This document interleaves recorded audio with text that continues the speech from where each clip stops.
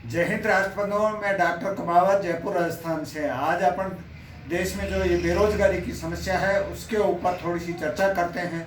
अपने देश में जब अंग्रेज आए उससे पहले अपने जो भी पूर्वज थे, जो परंपरागत व्यवसाय या जो हुनर था, जो कलाएं थी, जैसे शिल्प कला है, माटी कला है, लकड़ी का काम है, लोहारी का काम है, वो सबके काम बटे हुए थे और बहुत ही अच्छे ढंग से अपनी आजीविका निर्वाह कर रहे थे। सब आनंद में थे, कोई ऐसी समस्या नहीं थी। कोई खेती करता था तो कोई अपने हुनर से कोई व्यापार करता था और आजीविका बड़े अच्छे ढंग से चल रही थी। देश एक तरह से पूरे विश्व में सोने की चिड़िया के रूप में विख्यात था।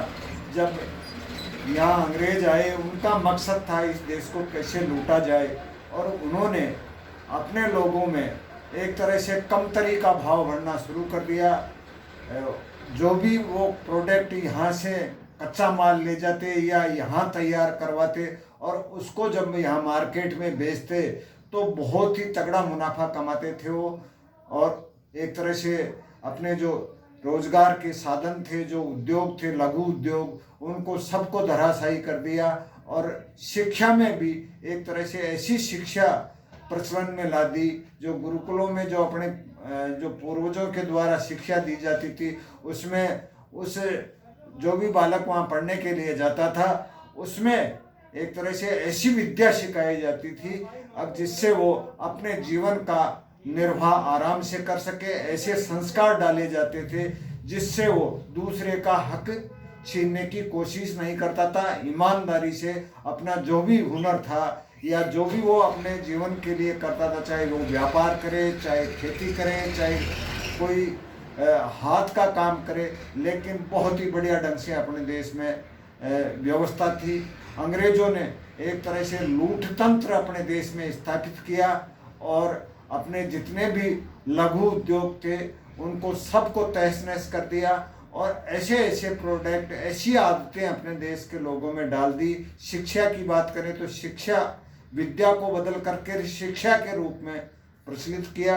उसमें केवल ऐसे नौकर तैयार हो सके जो केवल अंग्रेजों की गुलामी कर सके, उनकी कोई भी बात हो उसको सहर्ष स्वीकार करें। तो ऐसी शिक्षा का प्रचलन हुआ। जब देश आज़ाद हुआ, आज़ाद होने के बाद में भी शिक्षा प्रणाली जो अंग्रेजों के द्वारा चली आ रही थी वो आज तक 70 साल से अपने देश में चली आ रही है। उसी का परिणाम है हर युवा ये सोचता है कि मैं नौकरी करूं, नौकर बनूं। कोई भी खुद अपने आप में उद्यमी बनने की सोच ही नहीं रखता है, चाहे वो गवर्नमेंट जॉब की तरफ जाए, चाहे किसी प्राइवेट जॉब की तरफ जाए। ये कोई न कोई इसका जो मूल उद्देश्य है वो शिक्षा से जुड़ा हुआ है। तो अपने देश की जो शिक्षा प्रणाली है उसमें आमूलचूल परिवर्तन करने पड़ेंगे जिससे आम आदमी उद्यमी बने।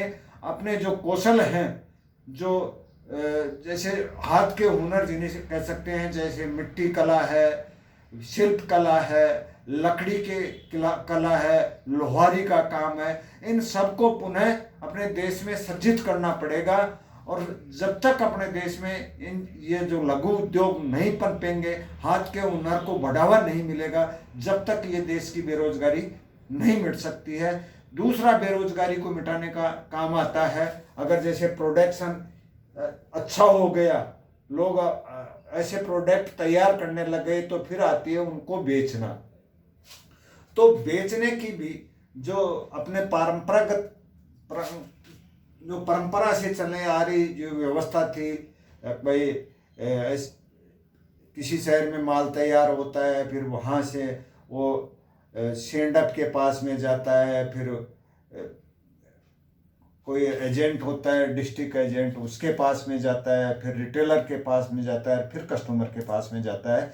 ये प्रणाली एक तरह से अंग्रेजों के द्वारा थोपी गई थी। इससे पूर्व अपने देश में जो व्यवस्था थी एक तरह से बंजारों के रूप में व्यवस्था थी। तो वो एक तरह से प्रोडक्ट जो भी उस टाइम में जो खाद्य सामग्री थी उसको दूर दूर तक, विदेश तक भी वो अपना जो एक तरह से व्यापार पद्धति थी वो घर घर जा करके या गांव जा करके उन प्रोडक्ट की सेल करते थे। और वो एक तरह से बहुत ही अच्छी व्यवस्था थी। जब ये अंग्रेज़ों का चलन आया उसके बाद में ये एक तरह से ट्रेडिशनल मार्केट जो आया, उसके बाद में थोड़ा सा अब बदलाव आया तो ऑनलाइन, जैसे अमेजोन है, फ्लिपकार्ट है, ऐसे बहुत से प्लेटफार्म आ गए देश में जो ऑनलाइन एक तरह से घर घर जा कर के प्रोडक्ट पहुंचाते हैं। इसी के अलावा एक तीसरा प्रोडक्ट, जो तीसरा व्यापार की जो पद्धति है वो है डायरेक्ट सेलिंग उद्योग। ये एक बहुत ही सटीक और एक तरह से नए उद्यम तैयार करने का और हर आदमी के हाथ में रोजगार देने का बहुत अच्छा माध्यम है। और ये जो प्रचलन है इसका, वो बंजारों वाली जो अपने पूर्वजों के द्वारा जो व्यापार पद्धति थी, घर घर जा कर के हर गांव में या हर देश के कोने कोने में अपने जो प्रोडक्ट थे वो पहुंचाते थे, इसी का एक सुधार किया हुआ आधुनिक तरीका है। इसके माध्यम से अपने देश में इसका जो प्रचलन हुआ 98 के आसपास से हुआ, उसके बाद में इसमें धीरे धीरे करके सुधार आते गए। पहले तो गवर्नमेंट की कोई गाइडलाइन नहीं थी। 2016 में जब सरकार बदली तो इस चीज़ को समझा, गहराई से समझा कि एक तरह से बेहतर विकल्प है बेरोजगारी को मिटाने का, तो उन्होंने बहुत सी बातों का अध्ययन करके और एक गाइडलाइन जारी की। इसके बाद में आज की तारीख में देखा जाए तो लगभग 450 से के आसपास डायरेक्ट सेलिंग उद्योग से रिलेटेड जो कंपनियां हैं, उनके जो प्रोडक्ट की बात करें तो प्रोडक्ट भी बहुत ही उम्दा किस्म के हैं और एक तरह से ईमानदारी से, इसमें कोई टैक्स चोरी नहीं होती है। और जो भी आदमी इस व्यवसाय से जुड़ता है तो वो अपनी क्षमता के अनुसार जितना वो कमाना की सोच रखता है उसी हिसाब से वो कमा सकता है। इसमें कोई टाइम का बाउंडेशन नहीं है, कोई लिमिट नहीं है कि अगर आप ये सोचते हैं कि मैं 10,000 रुपये महीना कमाना चाहूँ तो 10,000 कमा सकता है। अगर वो ये सोचता है कि मैं लाख रुपए महीना कमाना चाहूँ, वो लाख रुपए कमा सकता है। कोई ये सोचता है कि मैं 5 लाख रुपए महीना कमाना चाहूँ तो वो 5 लाख रुपए महीना कमा सकता है। और अगर कोई ये सोचे कि मैं करोड़ रुपए महीना कमाना चाहूँ तो वो करोड़ भी कमा सकता है। बहुत से लोग कमा भी रहे हैं। और आज बहुत ही अपने देश के परिवेश में एक तरह से बहुत बढ़िया ढंग से ये उन्नति कर रही है। अभी जैसे कोरोना काल की बात करें तो कोरोना काल में सभी उद्योग धंधे बिल्कुल ठप रहे, लेकिन ये डायरेक्ट सेलिंग उद्योग ऐसा रहा जो लॉकडाउन की अवधि में भी इसकी एक तरह से ऑनलाइन ग्रोथ होती रही। लोग ऑनलाइन ही मीटिंग करते, लोगों को समझाते और ये बहुत ही अच्छा विकल्प देश के युवाओं के लिए उभर करके सामने आया है। तो मैं सभी युवाओं से अपील करता हूँ इस वीडियो के माध्यम से आप इसकी गहराई को समझें, इसकी जो नैतिकता है, जो ईमानदारी है उसको समझें। इसमें कोई टैक्स की चोरी नहीं होती है। बिल्कुल जो भी आपको प्रोडक्ट दिए जाते हैं, अगर आपको पसंद आते हैं तो आप उसको यूज में लें, अगर नहीं पसंद आते हैं तो उसको वापस करने का भी आपके पास में 1 महीने का समय रहता है। इसी तरह से एक कंपनी है नेक्स्ट मनी, वो कंपनी अलग ही है। अपना जो भी जितनी भी अपन सुविधाएं मार्केट से ले रहे थे, जैसे फ़ोन पे है, गूगल पे है, अमेजोन है, फ्लिपकार्ट है, इन सभी से चाहे वो प्रोडक्ट खरीदने की बात हो या मनी ट्रांसफ़र की बात हो, एक दूसरे को भुगतान करने की जो भी बातें थी, उन्हीं से इन कंपनियों में काफ़ी मोटा पैसा कमाया। इन्होंने एक तरह से B2C मॉडल पे काम किया। बिजनेस ये कंपनियां खुद कर रही थी और आम आदमी को एक तरह से कस्टमर बना करके अपना नेटवर्क खड़ा कर लिया और उस नेटवर्क के माध्यम से इन्होंने बहुत बड़ी एक तरह से अरबों रुपए इस देश में से कमाना शुरू कर दिया।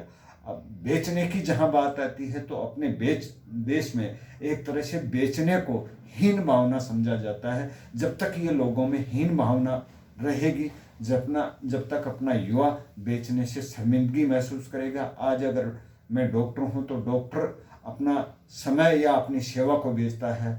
एक गवर्नमेंट जॉब में जो कर्मचारी है वो 8 घंटे का अपना समय बेच करके और जो भी उसको तनख्वाह वगैरह मिलती है उससे वो आजीविका चलाता है। तो बेचने का एक बहुत ही महत्वपूर्ण विकल्प है।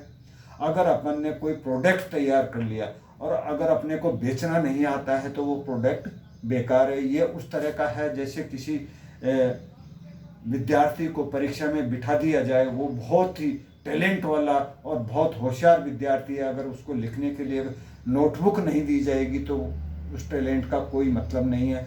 तो मैं युवाओं से आह्वान करता हूँ देश के, एक तो अपना जो हुनर है उसका सृजन करें और देश में प्रोडक्शन बढ़ाएं और फिर एक जो बेचने की कला है उसमें मास्टरी हासिल करें। इसके लिए ये डायरेक्ट सेलिंग उद्योग एक तरह से बेहतर विकल्प उभर करके सामने आया है। अगर सुविधाओं की बात आती है तो ये जो जितने भी अमेजोन, फ्लिपकार्ट, गूगल पे, फ़ोन पे, ये सब जो प्लेटफार्म है वो एक ही रूप से एक तरह से B2C मॉडल पे काम कर रहे थे और एक नेक्स्ट मनी एक ऐसा विकल्प, एक ऐसा ऐप आया है जो बिजनेस खुद भी करता है और जो अपना जो नेटवर्क खड़ा करता है वो उसको भी एक तरह से बिजनेस के लिए बिजनेस की अपॉर्चुनिटी प्रदान करता है। एक तरह से वो बिजनेस पार्टनर बनता है इसमें और अपनी आजीविका को बहुत ही अच्छे ढंग से वो चला सकता है। आप इसकी शुरुआत करें, इसका जो प्लान है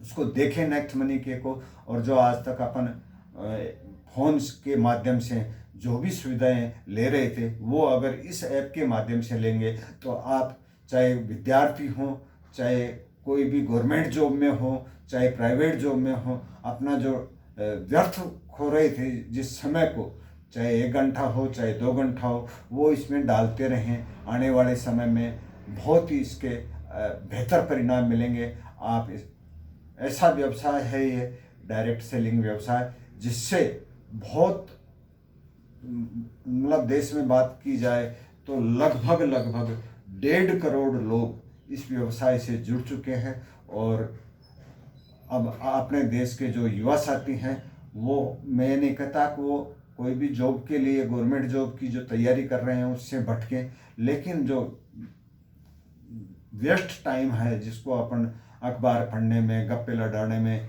इसमें खो देते हैं, वो टाइम अगर आप डायरेक्ट सेलिंग उद्योग में डालेंगे तो आने वाले समय में आप रोजगार देने वाले बन सकते हैं। और नेक्स्ट मनी की बात करें तो नेक्स्ट मनी में वो आदमी सक्सेस हो सकता है जो ऑनलाइन ट्रांजैक्शन करता है, ऑनलाइन कोई शॉपिंग करता है, या इसके माध्यम से आप कोई भी सुविधा लेते हैं उसी में आपकी बचत हो सकती है। तो आप सभी से, मेरा युवा साथियों से निवेदन है कि आप डायरेक्ट सेलिंग उद्योग को अपनाएं और अपने देश में जो बेरोजगारी की समस्या है उससे में भागीदार बने और अपने देश में उद्यमी तैयार होंगे तो अपने देश में जो DGP की बात करते हैं वो भी ग्रोथ करेगी और एक तरह से पूरे देश का विकास होगा। इसमें कहीं टैक्स चोरी नहीं होती है, ईमानदारी का बिजनेस है और ईमानदारी से अगर अपन कोई काम करते हैं तो उसमें सफलता भी मिलती है और जो टैक्स अपन गवर्नमेंट में पे करते हैं उससे देश का विकास भी होता है। जय हिंद, जय राष्ट्र बंधु।